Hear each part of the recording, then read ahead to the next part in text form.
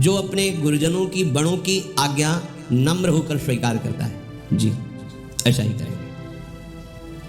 और जो धर्म का ज्ञान रखता है कि मुझे क्या करना चाहिए, क्या नहीं करना चाहिए, नीतिज्ञ है। जो अपने पास सुख की सामग्री है उसे दूसरों को देने की भावना रखता है। जो भगवत अर्पित प्रसाद अन्न का ही भोग पाता है। बहुत सुंदर बात है। जो गुरुजनों की आज्ञा मानने के लिए नम्र रहता है। अब वो तो कहते हैं तो करना ही पड़ेगा, एक ये बात हो गई। और एक बात हो गई, बहुत प्रसन्न होकर हमें जो आज्ञा हुई पालन, हमारा सौभाग्य है नम्र होकर गुरुजनों की आज्ञा का पालन करना। आपको पता होना चाहिए कि आपके लिए क्या अधर्म है, क्या धर्म है, क्योंकि शास्त्रों में बहुत धर्म का वर्णन है। तो आप किस मार्ग के पथिक हैं, आपका धर्म क्या है, ये आपको पता होना चाहिए। सत्संगी को पता होता है। और जो आपके पास अच्छी अच्छी सुख सामग्री है, जिसमें तुम्हारा मन लालयित है, उस सामग्री को, खान पान आदि की, उसको विभाजित करके ही पाओ, दूसरों को पवा दो थोड़ा मात्रा में आप लोग। इससे क्या होगा, आप इंद्रिय विजयी हो जाएंगे। भगवत अर्पित ये नियम ले लें कि बिना प्रभु को अर्पित किए हम कुछ नहीं पाएंगे। भले आप नौकरी में, आपके हाथ में जो आया, आप एक क्षण रुकिए, आराध्य देव का स्मरण कीजिए, राधा वल्लभ लाल के मन में ही बोल दिए, प्रिया प्रीतम, हे प्रभु आपको अर्पित, कृपा हो गया, इतने से हो जाएगा। बिना स्मरण किए, अर्पित किए, जो आप पाओगे, आपकी बुद्धि भ्रष्ट हो जाएगी, पतित हो जाएगी। जल भी बिना नाम लिए नहीं पी, राधा वल्लभ लाल की जय, अर्पित क्या पी। जो हिंसा रहित आचरण करता है, बहुत सा, हम किसी भी जीव को मारे नहीं। देखो हमारा अधिकार है, जैसे इस सृष्टि में रहने का, ऐसे हर जीव की रचना भगवान ने की, उसका रहने का अधिकार है। जब तक आपका प्रारब्ध कर्म आपको दंड नहीं देता, तब तक कोई जीव आपको हानि नहीं पहुंचाएगा। एक तो ये सुविधाजनक राष्ट्र है, जैसे सेनपुर और कई ऐसे गंगा के किनारे, आप सच्ची मानिए, जैसे चीता होते ना, ऐसे भिक्षु घूमते थे, जैसे केचुआ घूमते, ऐसे सांप घूमते हैं। हजारों वर्ष पुराना जंगल सेनपुर। अब जिधर देखो कहीं सांप खेल कर रहे, खेल रहे कहीं से। अब जैसे आसन में ऐसे बैठे, सामने बिछा कर सांप ऐसे आ जा रहे। आज भी जाकर देख लो, बहुत अगर कटा नहीं होगा तो बहुत बड़ा जंगल। ऐसे पुराने पुराने बरगद की, मतलब सैकड़ों हाथ में एक ही बरगद है, कितने विशाल कदम, तमाल, ऐसे मन एकदम आह्लादित रहता था। 2 रोटी, इतनी अरहर की दाल, 24 घंटे में केवल इतनी ही सुविधा थी भोजन की। जो भी संत जन, बस इतना है, ना कोई मीठा, ना फल, ना फूल, ना दूध, ना दोबारा रोटी, था ही नहीं। एकदम एकांत शून्य जंगल, तो बस इतना ही था, 2 मोटी रोटी और इतने अरहर। और मन हर समय आह्लादित, क्योंकि वहाँ कोई विषय पदार्थ नहीं, कोई विषयों का प्रवेश नहीं। कभी कोई भूले भटके गंगा स्नान, क्योंकि घाट तो था नहीं, तो कभी कोई ऐसे। पर अगर आपके प्रारब्ध, उस समय ये विचार कर, जैसे मन कहता कहीं तो होता कि अगर है तो तुम तिजोरी में बंद हो जाओ, काट लेगा, नहीं है तो ऊपर से निकल जाएगा, काटेगा नहीं। पक्का विश्वास रखो ना, तो शांत। अब जहाँ आंख मुंने ध्यान कहीं ऐसे, फिर उसको समझाना पड़ता है, नहीं ऐसा नहीं। धीरे धीरे काफी समय मारे, एकदम मन निश्चिंत हो जाए। कभी किसी कीड़े ने नहीं काटा, विश्वास करो। अरे सांप मार दो, क्यों मार, उसका सृष्टि में रहने का अधिकार नहीं है क्या? अरे नहीं, काल है, काल को तुम मार सकते हो क्या? नहीं, ऐसा किसी भी जीव को नहीं, मारना नहीं। अगर आप हिंसा रहित आचरण करते तो बहुत जल्दी आपका हृदय पवित्र हो जाएगा। कुछ लोग जानबूझ के हिंसा करते रहते हैं, ऐसा नहीं, बोले अपनी सुरक्षा के लिए तो करनी, तो सृष्टि में सबका अधिकार जीने का है, भगवान ने सबको बनाया है। हाँ, आपके घर में ऐसा कोई जीव निकल रहा है, आप उसको निकलवा दीजिए, या आप स्वयं मारना नहीं है। कोई भी जीव किसी को ऐसे नहीं काट सकता जब तक उसका प्रारब्ध नहीं। प्रारब्ध है तो बचा नहीं सकते, वो वहीं जाके काटेगा जहाँ नियत है, तुम चाहे जितनी व्यवस्था कर लो। अनर्थपूर्ण कार्य उपासक को कभी नहीं करने चाहिए। अनर्थपूर्ण, जिससे दूसरों को दुख पहुंचाए, जो धर्म रहित, ऐसे आचरण नहीं करें। विदुर जी महाराज कह रहे, जब हम बोले तो सत्य बोलने की चेष्टा, क्यों बेमतलब झूठ का पाप लेते हैं? मतलब बुद्धि काम नहीं करे, बेमतलब झूठ बोल। अगर किसी के प्राण बच रहे हैं, कोई बहुत बड़े लाभ की वृत्ति किसी को मिल रही है, चलो भाई, नहीं तो सत्य बोलो। क्यों आप झूठ बोल, बिल्कुल खेल खेल में ढेर सारा झूठ बोल देते हैं, क्यों बोलते हो? ये वाणी की मलिनता आपके हृदय को मलिन करती रहेगी। सत्य वचन बोलने चाहिए और स्वभाव कोमल बनाना चाहिए। ऐसा उपासक बहुत शीघ्र भगवत सिद्धि को प्राप्त कर लेता है। कुल की रक्षा का विचार करो महाराज, धृतराष्ट्र से कह रहे हैं। सिद्धांत है, अगर शरीर का कोई एक अंग पूरे शरीर की हानि पहुंचा रहा हो तो उसे कटवा देना चाहिए। अगर कुल का एक पुरुष पूरे कुल का नाश कर रहा है तो उसका त्याग कर देना चाहिए। अगर एक परिवार पूरे ग्राम का नाश कर रहा हो तो उस परिवार का त्याग कर देना चाहिए। यदि एक ग्राम पूरे देश का नाश कर रहा हो तो उस ग्राम का, गांव का त्याग कर देना चाहिए। और आत्म प्राप्ति के, आत्म अनुभव के लिए पूरे विश्व का त्याग कर देना चाहिए। यदि पुत्र शयाना हो जाए, कर्तव्य का निर्णय करने योग्य हो जाए, अगर पुत्री है और उसका किसी वर के साथ पाणी ग्रहण कर दिया जाए, तो फिर गृहस्थ को चाहिए कि वो मुनि वृत्ति धारण करके अपने जीवन का चरम परम लक्ष्य प्राप्त करे, अर्थात भगवत प्राप्ति। मानो धृतराष्ट्र जी से कह रहे कि तुम्हारा कर्तव्य पूर्ण हो चुका है, अब एक ही कर्तव्य है, आप धर्मयुक्त चलकर भजन कीजिए। फिर सुन लीजिए, पुत्र उत्पन्न करना, ऋण भार से मुक्त होना है। पितरों का और इस सृष्टि का हमारे ऊपर ऋण है। यदि हमारे पुत्र कुमार्गगामी हैं तो पितरों सहित माता पिता को नरक पहुंचा देते हैं। यदि पुत्र शयाना हो जाए, कर्तव्य का निर्णय करने लायक हो जाए, तो अपनी गृहस्थी का भार उसको सौंप दे, पुत्रियों का पाणी ग्रहण संस्कार कर दे और स्वयं मौन व्रत धारण करके, ज्यादा उपदेशक नहीं, अपने आचरण सुधारे और भजन करके भगवत प्राप्ति करे। मुनि वृत्ति से रहे। मुनि वृत्ति मननशील महात्मा, हर समय भगवान के नाम रूप का चिंतन, आत्मस्वरूप का चिंतन, जो संपूर्ण प्राणियों के लिए हितकर हो, अपने लिए परम लाभदायक हो और ईश्वर अर्पण बुद्धि से किया जाए, वही कर्म सिद्धि प्रदान करता है। फिर सुन लीजिए, हितम यत् सर्वभूतानां मात्मनश्च सुखावहम तत्कुर्यादीश्वरे हृतन मूलम सर्वार्थ सिद्धये। जो संपूर्ण प्राणियों के लिए हितकर हो, अपने लिए सुखद परम लाभ प्रदान करने वाला हो और भगवद अर्पण बुद्धि से किया गया हो, वो कर्म सिद्धि प्रदान करता है, अर्थात वो कर्म योग हो जाता है और उसे भगवत तत्व का बोध प्राप्त होने की क्षमता आ जाती है। जो अर्थ चाहता हो, धन, अर्थ सिद्धिम परामिच्छम धर्म मेवादिश्चरेत न ही धर्मा दपैत्यर्थ स्वर्ग लोकादि वामृतम। जो अर्थ की सिद्धि चाहता हो, धन चाहता हो, उसे पहले समझ लेना चाहिए कि धर्म का आचरण करने पर ही धन टिकता है। जैसे स्वर्ग में अमृत पान करने को मिलता है, ऐसे धर्मात्मा पुरुष को अर्थ की सुविधाएं अपने आप प्राप्त होने लगती है। कोई सोचता है कि धर्म से चलने वाले को कष्ट बहुत मिलता है, ऐसा नहीं है। क्या अधर्म से चलते हैं तो उनको सुख मिलता है क्या? देखो, कभी कभी अधर्म चलने वाला सुखी दिखाई देता है, लेकिन वो पुण्य का संयोग चल रहा है। कभी कभी धर्म में चलने वाला दुखी दिखाई देता है, लेकिन वो पाप का संयोग चल रहा है। इस समय पुण्य और पाप दोनों कर्मों का प्रभाव जीवन में दिखाई देता है। इसलिए जो अर्थ की सिद्धि चाहता हो, उसे धर्म पर दृष्टि रखनी चाहिए। अगर धर्म नहीं तो अर्थ टिकेगा नहीं, वो नष्ट हो जाएगा। जिसकी बुद्धि पाप से हटकर कल्याण मार्ग में लग जाती है, वो संसार को भी जान जाता है और भगवान को भी जान जाता है। पाप कर्म करने वाला ना प्रभु को जानता है, ना अपने आप को जानता है, ना संसार को जानता है। भटकना। जो धर्म से चलता है, पाप से बुद्धि हटा लेता है, वो प्रभु को भी जान जाता है, अपने को भी जान जाता है और संसार के रहस्य को भी जान जाता है। मनो विदुर जी कह रहे, महाराज पाप कर्म से आप अपनी बुद्धि को हटाइए।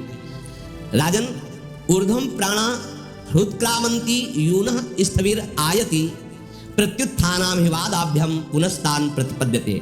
जब कोई महापुरुष पधारे अपने से बड़ा, तो प्राणों का उत्क्रमण होने, ऊपर उठने लगते हैं। यदि आप खड़े नहीं हुए तो आपकी प्राण शक्ति कमजोर हो जाएगी। अगर कोई आपसे ज्ञान वृद्ध, वयो वृद्ध आ रहा है तो आप खड़े हो जाइए। इससे आपकी प्राण शक्ति बलवान होगी, आयु बढ़ेगी, बुद्धि पवित्र होगी। यदि आप उठे नहीं तो आपके प्राण कमजोर हो जाएंगे, प्राण शक्ति कमजोर हो जाएगी। देखो ना कैसी कैसी भावनाएं, कितनी बुद्धि कमजोर, कितने शरीर कमजोर हो रहे हैं, आत्मबल क्षीण हो रहा है। क्यों? धर्म का आचरण नहीं है। रोज माता पिता के उठ के चरणों में माथा रखना, भगवत स्मरण करना, धर्म पूर्वक आचरण। अभी देखो तेज आ जाएगा, बुद्धि आपकी प्रवीण हो जाएगी, आपके प्राण बलिष्ठ हो जाएंगे। ऊर्ध्व प्राणम हृत्क्रामंती। जब कोई महापुरुष पधारता है, आप खड़े नहीं होते, आप प्रणाम मुद्रा में नहीं होते, तो आपकी आयु, प्राण, आत्मबल ये सब कमजोर हो जाएगा। इसमें लाभ है, एक तो मर्यादा भी है और लाभ भी है। इसलिए महाराज, अगर आप में खड़े होने की सामर्थ्य है, कोई महापुरुष पधारे तो उठ करके हाथ जोड़कर नमन मुद्रा में खड़े हो जाना चाहिए। धीर पुरुष को चाहिए कि जब कोई साधु पुरुष पधारे तो उसे भगवत स्वरूप भाव से देखे, मानो मेरे भगवान पधार रहे हैं। ऐसे पहले उनको खड़े होकर के नम्रता पूर्वक हाथ जोड़ करके प्रणाम मुद्रा, फिर आसन, फिर जल आदि के द्वारा चरण पखारना, फिर कुशल मंगल पूछ करके उनसे आज्ञा के लिए हाथ जोड़कर प्रार्थना, क्या आज्ञा है आपकी, क्या सेवा करें। जो क्रोध करने वाला है वो इन आचरणों को कभी धारण नहीं कर सकता है, क्योंकि क्रोध कामना से उत्पन्न होता है और कामी पुरुष में इतनी क्षमता नहीं होती कि वो ऐसे मंगलमय आचरणों का निर्वाह कर सके। काफी जो सत्संगहीन है उनको देखा गया है ऐसे ठाकुर जी के सामने खड़े, ये अपराध है। कोई गुरुजन आ रहे तो ऐसे खड़े, अरे नहीं, इतने में क्या चला जाता है प्रभु के सामने, भगवत प्रेमी महात्माओं के, इससे तुम्हारा मंगल होगा। वो अभिमान है ना, ऐसे ये तुम्हारा अभिमान ही तुम्हारे लिए काफी है नष्ट करने के लिए, कोई और दूसरा नष्ट नहीं कर सकता। आपका अभिमान, आपका ज्ञान, आपके ये मनचली वृत्ति ही आपको नष्ट कर देगी।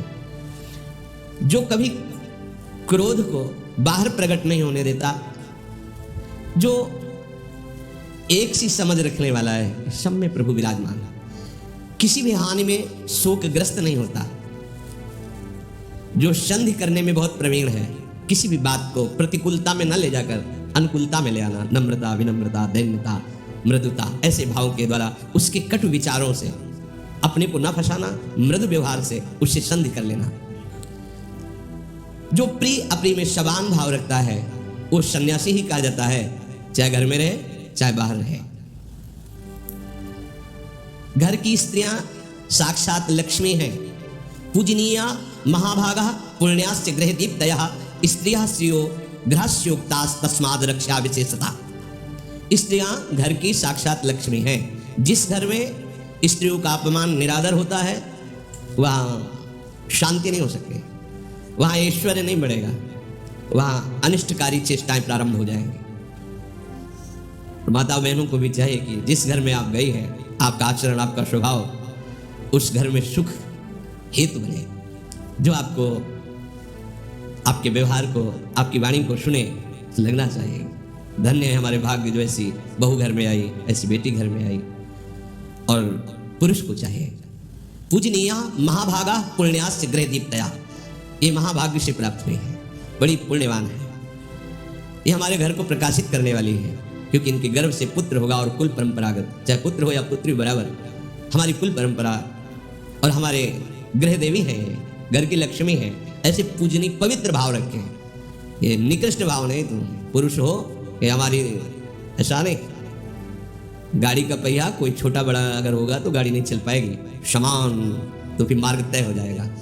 जैसे वो आपको अपने प्रभु स्वरूप देखती तो आप भी उसको पूजनीय भाव से देखिए, आदर बुद्धि से देखिए। पुण्याश्च गृह दीप्तया, वो पुण्य वर्धन करने वाली, आपके घर को प्रकाशित करने वाली है, इसलिए इन बातों का विशेष ध्यान रखें।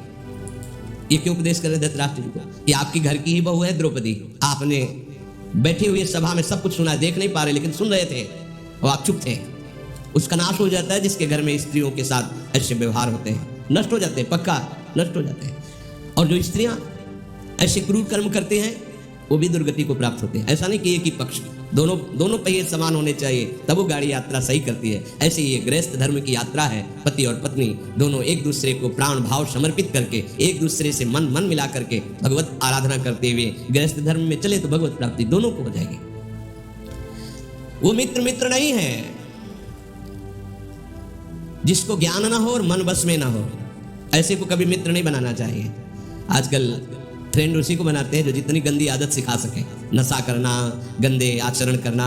बोले दोस्त हैं भाई, हमारे सब दोस्त हैं, आज पार्टी होगी गंदगी की, गंदा खाना पीना, गंदे आचरण करना, गंदे दृश्य, गंदा बोलना, ये पार्टी होगी। नहीं भाई, शास्त्र कहता है नाश्वतम परमम मंत्रम भारतार्हति वेदितुम अपंडितो वापि सुहृत पंडितो वाप्या नात्मवान।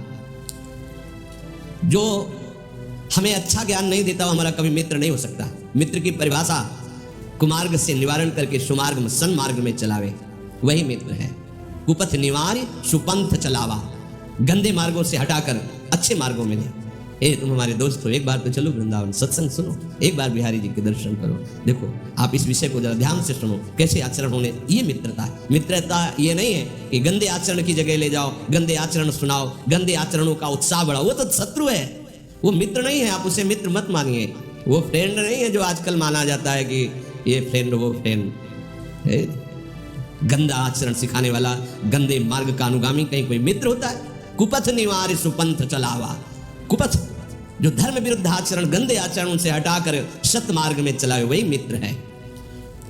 अगर आपका मित्र ज्ञान रहित है, उसका मन उसके वश में नहीं है, तो उसकी मित्रता छोड़ने में ही आपका मंगल है। तत्काल छोड़ देना चाहिए, वो मित्र नहीं। ऐसे दोस्तों, किस बात की दोस्ती? हाँ, हमारे दोस्त हो, तुम्हें आज से ब्रह्मचर्य, जब तक ब्याह ना हो तब तक ब्रह्मचर्य से रहो, कोई नशा न करो, तुम्हें हमारी कसम। तो समझ में आए कि हाँ, भ्रष्ट करने के लिए कसम है। ऐसे दोस्तों का त्याग कर देना चाहिए। विदुर जी महाराज कह रहे हैं, बिना परीक्षा किए किसी से दोस्ती नहीं करनी चाहिए। ना परीक्षा मही पाला कुर्यात सचिवात्मान। अपना मित्र, अपनी मंत्रणा सलाह देने वाला बिना परीक्षा के नहीं। गंदे आचरण, गंदा नशा, गंदा व्यवहार नहीं, ऐसे मित्र नहीं होते। बिल्कुल नहीं बनाना चाहिए, नहीं फंस जाओगे, हानि हो जाएगी। वो भारी शत्रु है। तुम्हें लगता है कि आजकल हम मित्रता में सुखी, पहचान करो मित्र की, परीक्षा लो। यदि वो आचरण विहीन है, नशा करता है, गंदी बातें करता है, वो दुश्मन है, मित्र नहीं, वो शत्रु है। मित्र वही है जो हमको अच्छे मार्ग में चलावे, हमारी रक्षा करे, भावों की, हमारे सद्गुणों की। विदुर जी महाराज कहते हैं, मूर्ख मनुष्य विद्याशील अवस्था, बुद्धि, धन और कुल में जो बड़े हुए जन हैं उनका अनादर करता है और अनादर करना सिखाता है। मूर्ख मनुष्य की पहचान, जो विद्वान है, जो शीलवान है, जो अवस्था में बढ़े हुए हैं, चाहे ज्ञान अवस्था या शरीर अवस्था में भी, जो बुद्धि के बड़े प्रवीण हैं, जो कुल में पूजनीय गुरुजन हैं, उनका अनादर करना जो सिखाता है, वो मूर्ख मनुष्य। ऐसे मूर्ख को कभी मित्र नहीं बनाना चाहिए। जो वयोवृद्ध, अवस्था वृद्ध, ज्ञान वृद्ध है, बुद्धिमान जन है, जो पूजनीय जन है, जो विद्याशील गुणों से संपन्न है, इनका अनादर करना जो सिखाए, वो कभी मित्र नहीं हो सकता है। मित्र तो वही है। देखो, तुम कोई भी बात करो अपने माता पिता को बता के, उनकी आज्ञा के बिना हमारे साथ भी मत आओ। पता होना चाहिए उनको कि आप हमसे मित्रता कर, आप अपने माता पिता की आज्ञा पे रहिए, आप गुरुजनों की आज्ञा पे रहिए, आप शास्त्र को समझिए, तो समझ में आवे कि मित्र है। आज जो मित्र बनता है पहले यही करता है, क्योंकि वो मूर्ख है। वो विद्या को, विनय को, ज्ञान वृद्ध, वयोवृद्ध, पूजनीय, अवस्था से वृद्ध, सम्माननीय गुरुजनों का अपमान, अवहेलना करना सिखाता है। जो दूसरों में फूट डालने वाले स्वभाव वाला होता है, जो कामी होता है, निर्लज्ज होता है, सठ होता है, पाप करने में सकुचाता नहीं है, ऐसा कोई भी हो, उसको अपने सानिध्य में नहीं रहने देना चाहिए। बिल्कुल विदुर नीति है। जो दूसरों में फूट डालने वाले स्वभाव वाला हो, जो कामी पुरुष हो, निर्लज्ज हो, दुष्ट हो और पाप करने में सकुचाता न हो, वो कोई भी हो, उसका सानिध्य स्वीकार नहीं करना चाहिए। अत्यंत कुशल, विश्वसनीय विद्वान के द्वारा उपदेश किया हुआ ज्ञान कभी व्यर्थ नहीं होता।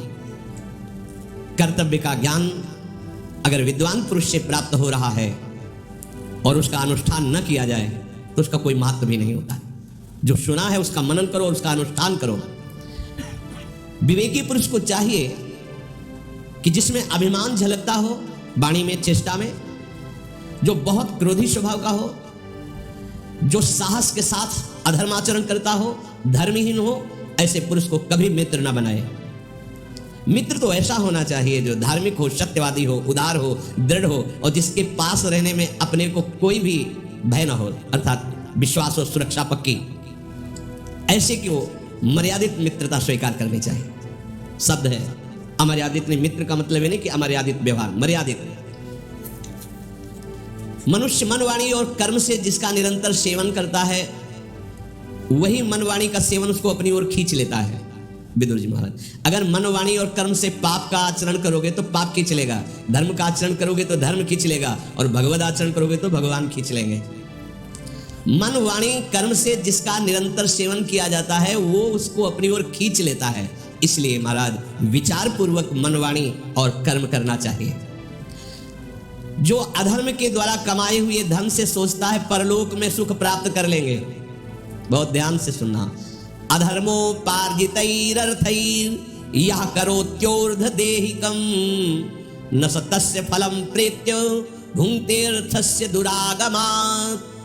धर्म पूर्वक कमाए हुए धन पर दशांश की बात है कि आप जो है 100 में 10 रुपए अन्य की सेवा में लगा दो, 90 आप खर्चा करो। ये क्यों? क्योंकि ये आगे के लिए जमा हो रहा है। आप 90 का प्रयोग करो और 10 रुपए भागवतिक कार्यों में खर्चा कर दीजिए। गृहस्थ हो ऐसा कर दो। पापाचरण से कमाए हुए वाले नहीं, पापाचरण से। अधर्मोपार्जितैरर्थैर् यः करोत्योर्ध देहिकम्। चलो गया में पिंड कर दान करते हैं, खूब भंडारा करते हैं, पापाचरण का पैसा है, परलोक में हमें सुख मिलेगा। तो कह रहे भूल के नहीं, कुछ नहीं मिलने वाला। विदुर जी कह रहे हैं अधर्मोपार्जितैरर्थैर यह करोत्योर्ध देहिकम न सतस्य फलम, उसका कोई फल आपको नहीं मिलेगा।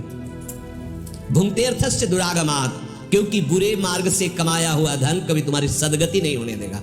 हाँ, एक उपाय है जो उदाहरणों में महापुरुषों के चरित्रों में पाया जाता है। जैसे वैश्या के बगीचे में संत जन गए, वो लेके गई अर्थ आदि, उन्होंने कहा अपना जब परिचय दिया, हम तो नहीं स्वीकार कर सकते, पर तुम अगर ये नियम लो कि आज से हम वैश्यावृत्ति बंद करते हैं और सारे धन को भगवान के चरणों में अर्पित करके नाम जब मंगल हो जाए। यह है, अभी तक भूल से अधर्माचरण होता रहा, अब भगवान की शरण में तन मन वचन सब समर्पित, अब आपका कल्याण हो। इसलिए सावधानी पूर्वक अगर आपको अर्थ भी कमाना तो धर्म के मार्ग से, धर्म को आगे रखिए। अब धर्म शब्द ही से परिचय नहीं है, अर्थ ही से केवल परिचय है। जहां अर्थ है वहां अनर्थ है, और जहां धर्म अर्थ है वहां कामनाओं की पूर्ति, आगे मोक्ष है। मनुष्य जीवन का लाभ मुक्त हो जाना, भगवत प्राप्त हो जाना है। महाराज, क्रोध को क्षमा से जीतिए। जब क्रोध आवे तो क्षमा जीत लीजिए। असाधुता को साधुता से जीत लीजिए। अपने अंदर की असाधुता को भी साधु के जो लक्षण है उनसे, और सामने जो साधुता कर रहा है अपनी साधुता से उसको जीत लीजिए। सामने क्रोध कर रहा है, क्षमा से जीत लीजिए। जो झूठ है उसको सत्य से जीत लीजिए। जो अपने गुरुजनों को नित्य प्रणाम करता है, अभिवादनशीलस्य नित्यम वृद्धोपसेविनः चत्वारि संप्रवर्धन्ते कीर्तिरायुर यशो बलम। जो नित्य अपने गुरुजनों को प्रणाम करता है, वृद्ध पुरुषों की सेवा करता है, उसकी कीर्ति, आयु, यश, बल ये चारों बढ़ते रहते हैं। जिसके पास 1000 रुपया है वो भी जीवित है, जिसके पास 100 रुपया है वो भी जीवित है। पर महाराज, जो लोभ पे लोभ करता जाता है वो जीते जी मर जाता है। लोभ और तृष्णा खाए जा रही, जल रहा है वो कामना से, वो जीता हुआ जीवन रहित है, क्योंकि अब धर्म का ज्ञान नहीं है, केवल धन पर वृत्ति है। महाराज, यत् पृथिव्याम व्रीह्यवम हिरण्यम पशवः स्त्रियः नालमेकस्य तत्सर्वमिति पश्यन्न मुह्यति। अगर जितनी पृथ्वी है, जौ धान्य है, जितनी स्त्रियां हैं, स्वर्ण, पशु, सारे भोग सामग्री एक पुरुष को दे दिए जाए तो भी उसको कभी तृप्ति नहीं हो सकती, क्योंकि मायाकृत है। इसलिए महाराज, विचारवान होकर आधा राज्य पांडवों को दे दो और आधे पर आप। झूठ बोल करके जो उन्नति करता है, ध्यान दीजिए, वो उन्नति उसके पतन का कारण बनेगी। आज भले दिखाई दे रहा है, पर ऐसे गिरोगे संभल नहीं पाओगे। अनृतेत समुत्कर्षो, जो छल कपट झूठ के द्वारा अपनी उन्नति चाहता है, जो गुरुजनों की चुगली करता है, श्रेष्ठ पुरुषों की, अच्छा हमने तो ऐसा समझा, हमने तो ऐसा दे, अरे कुछ नहीं ऐसा। पैशुनम माने चुगली करना। गुरुश्चालिक निर्बंधः, जो गुरुजनों पर दोष देखता रहता है, दोषारोपण करता रहता है, ये ब्रह्म हत्यारे के समान दुर्गति को प्राप्त होते हैं। जो झूठ से, कपट से उन्नति प्राप्त करता है, जो दूसरों की, श्रेष्ठ जनों की चुगली करता है, जो गुरुजनों पर दोषारोपण, दोष दर्शन करता है, ये तीनों ब्रह्म हत्यारे हैं। तीनों ब्रह्म हत्यारे के समान दुर्गति को प्राप्त होते हैं। ये स्वभाव तो एकदम छोड़ देना चाहिए, जो दूसरों के दोष में अपने को वर्णन करने में उत्साहित होता है। कुछ लोग होते हैं जिनको 4 लोग मिल गए दूसरे की निंदा करने में, ऐसा लगता है मानो उनको बहुत बड़ा कोई पद मिल रहा हो, ऐसा सुख होता है। जो दूसरों की निंदा करते हैं, कभी किसी की सेवा नहीं, सेवा का अभाव होता है, और अपनी प्रशंसा 4 लोगों के बीच में बैठ के कहते हैं, और बड़ा उतावलापन दिखाते हैं कार्य में। ये अपने सुख, अपने वैभव, अपने आनंद की वृत्ति का नाश करने वाले स्वयं होते हैं। अपनी प्रशंसा और दूसरों की निंदा या नाश का कारण है। बहुत सावधान रहना चाहिए। अपनी प्रशंसा, आत्म प्रशंसा। असूयैक पदम मृत्यु रतिवादः स्त्रियो वधः अशुश्रूषा त्वरा श्लाघा विद्यायाः सत्रवस्त्रयाः। मानो अपने ऐश्वर्य का वध कर रहा है, अपने आगे सुख का नाश कर रहा है। जो अपनी प्रशंसा करता है, दूसरों की निंदा करता है, और सेवा का अभाव है और उतावलापन है। महाराज, धन धान्य आदि से परिपूर्ण पृथ्वी का शासन करके अंत में सबको यहाँ राज्य और शरीर भी छोड़कर जाना होता है। बड़े बड़े बलवान, बड़े बड़े चक्रवर्ती सम्राट चले गए, इस पर दृष्टि डालिए आप। विदुर जी महाराज कह रहे, महाराज पुत्र को बड़े उत्साह के साथ पाला जाता है, और जब अधर्म आचरण बन जाते हैं तो वही पुत्र यौवन में मर जाता है। अधर्म आचरण, जैसे पीछे वर्णन हुआ था अकाल मृत्यु, ऐसे ऐसे आचरण करोगे तुम्हारी पूर्ण आयु नष्ट हो जाएगी। अब मनुष्य जब अपने जवान पुत्र को उठा करके घर से बाहर स्मशान की तरफ ले जाता है तो उसके हृदय में क्या होता है आप विचार कीजिए। धृतराष्ट्र कह रहे, पहले उसके लिए जो बड़ी बड़ी बातें सोची थी, आज वो उसका शव लेकर के करुणा से विलाप करता हुआ जाता है और काष्ठ की चिता में काष्ठ की भांति उसको रख के जला देता है। फिर अब उस मरे हुए का क्या धन, क्या राज्य, क्या वैभव। अगर शरीर ना जलाया जाए तो पशु पक्षी नोच नोच के खा जाते हैं, गाड़ दिया जाए तो कीड़े पड़कर नष्ट हो जाता है। वो केवल अपने किए हुए पाप और पुण्य को साथ ले जाता है। इसलिए महाराज, अग्नि में जिसके शरीर को भस्म कर दिया गया, सब कुछ यहां छूट गया। जिसके लिए वो पाप कर रहा था, अधर्म कर रहा था, तो आप विचार कीजिए उसने अपना भला किया कि बुरा किया। लोक परलोक, ऊपर नीचे, कोई ऐसा लोक नहीं जहां ज्ञान न फैला हो। महाराज, आप इस अज्ञान को नष्ट कीजिए, अपने मोह को हटाइए और धर्म का निर्णय कीजिए। महाराज, जो केवल अपनी रसेंद्री और जनेंद्री के ही सुख में फंसा रहता है, हाथ पैर की, नेत्रों की, कानों की कोई सुरक्षा नहीं। क्या कान में जो आया सुन लिया, नेत्र में आया जो देख लिया, वाणी में आया जो बोल दिया, यही नारकी पुरुष का लक्षण है। ये नरक जाएगा, इसका लक्षण है। ये स्वयं धर्मराज बोल रहे हैं विदुर जी। बहुत ध्यान से ये सत्संग अपने जीवन को परम मार्ग में, सत्य मार्ग में चलाने वाला है। अगर हम एक एक बात समझे तो एक उपासक आए थे, वो कह रहे थे मुझे बहुत भय लग रहा है, जब आप क्या सत्संग सुनते हैं तो रूह कांप जाती कि हमसे तो बहुत गलतियां हुई। अच्छा हो रहा है, आप भयभीत होकर अगर हमारे प्रभु की शरण में आ जाओगे तो आप निर्भय हो जाओगे, परम पद के अधिकारी हो जाओगे। महाराज, उपासक को चाहिए प्रतिदिन 2 टाइम तो स्नान करे ही, प्रातः और शाम। आपको शौच लगे या न लगे, संध्या क्रिया होनी चाहिए आपकी, सायं क्रिया। मध्याह्न में अगर आप थोड़ा भी विश्राम किए, फिर इसके बाद आपके जो नित्य दिनचर्या हो उसका शौच से कोई लेना देना नहीं। कि शौच नहीं आई, नहीं, आपकी दिनचर्या होनी चाहिए। आप साधु हैं, आपकी एक दिनचर्या होनी चाहिए। साधक को प्रतिदिन जल से 2 बार स्नान करना चाहिए। जैसे बिना यज्ञोपवीत का ब्राह्मण जल या अन्न पाने का अधिकारी नहीं उस समय, जब तक यज्ञोपवीत अगर टूट गया है तो दूसरा डालो। ऐसे ही उपासक को, वैष्णव उपासक को तिलक कंठी, स्नान के तुरंत बाद 12 तिलक की रचना होनी चाहिए। ऐसा नहीं कि अब ऐसे जैसे अपने सुबह चलते हैं तो प्रगट में तिलक गीली रच का नहीं होता, पर सूखी रच से पूरे शरीर को अभिषिक्त करके और तिलक की रचना सूखी रच से करते हैं। फिर यहाँ करके गीली रच से तो रचना करते हैं, एक क्षण भी नहीं, बिना तिलक के नहीं। अगर मुख धोया तो सूखी रच ली बहुत जल्दी में, तो ऐसे तिलक की रचना कर ली। अब वो दिखाने के लिए नहीं दिखाई देता, पर वो संस्कार किए हैं, तिलक लगाए हैं। अब जब बाहर अपनी समय दिनचर्या तो फिर तिलक रचना। कंठी टूट गई है तो एक स्ट्रा में रखो, गले में धारण कर लिया। उपासक दोनों टाइम स्नान, 12 तिलक, कंठी, इससे कभी रहित। एक वो स्थिति है, क्या होता है अपने लोग जब थोड़ा मनमुखी बुद्धि रखते हैं ना, तो वो श्लोक प्रमाण में लिखन्ति भुजमूलतो न खलु शंख चक्रादिकम विचित्र हरि मंदिरम रचयन्ति भालस्थले लसत्तुलस मालिकाम ददति कंठपीठेन वा गुरुर्भजन विक्रमात् को ईते महाबुद्धिया। इसका अर्थ होता है कि वो कोई चिन्ह नहीं धारण करते, कंठी भी धारण नहीं करते, तिलक भी नहीं लगाते। क्यों? बोले गुरु प्रदत्त भजन की ऐसी ऊंची स्थिति हो गई कि देह भान रहित हो गए। स्थिति है वो, वहां स्थिति। गुरुर भजन विक्रमात्, देखो गुरु भजन का बल कि देह भाव ही छूट गया। मैं कौन हूं, कहां हूं, कैसी, शुद्धि नहीं है। 5 भूले देह शुद्धि। अब अपने लोग कहाँ हैं? जब आचार्य लगाते हैं, इष्ट लगाते हैं, गुरुदेव लगाते हैं, तो हम इतने सिद्ध हो गए कि तिलक नहीं, कंठी नहीं। तो ये कह रहे हैं दोनों टाइम स्नान, प्रतिदिन 12 तिलक रचना। अगर आपको बहुत जल्दी है तो आप सूखी रज लेकर तुरंत तिलक लगा लीजिए। नित्य आचार्य ग्रंथ का स्वाध्याय, नित्य नियम पूर्वक, और किसी भी पतित के अन्न को न पाना। भोजन बहुत संभाल के होश में। अगर भोजन बेहोशी वृत्ति से लोगे तो बेहोश ही बने रहोगे, अर्थात अज्ञान ही बढ़ता चला जाएगा। जैसा आहार जाता है वैसा मन बनता है। जो सत्य का सेवन करता है गुरु की आज्ञा में रहता है।